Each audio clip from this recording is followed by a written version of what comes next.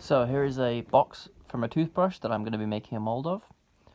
I am now putting some high strength tape over the holes that I don't want the plaster to run out from. I'm going to be using normal plaster. This is some water for the plaster. I usually like to put more plaster in than normal, which is about 3 cups to 1 part water, just to make a stronger mold. The more water you have, usually it means the less strong the mold will be, strong the cast will be.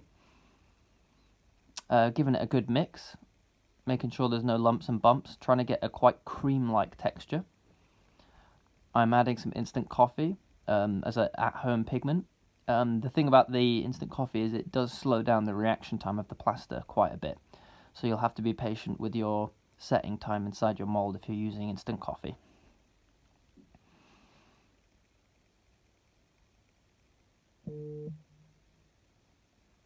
I had some extra, so I'm adding it in here.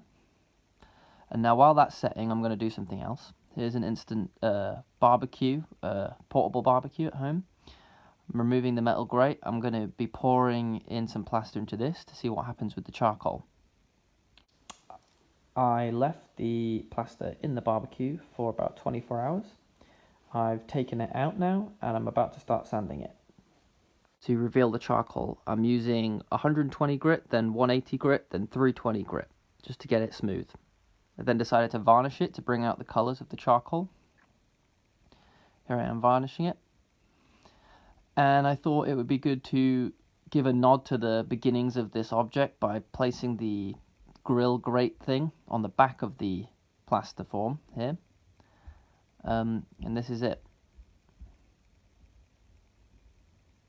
Some different angles of it. And while that was setting, I got the box from the toothbrush, which is here. I added a interdental toothbrush to the top as another nod to the beginnings of where this form came from. The coffee does slow down the reaction time, but it's set.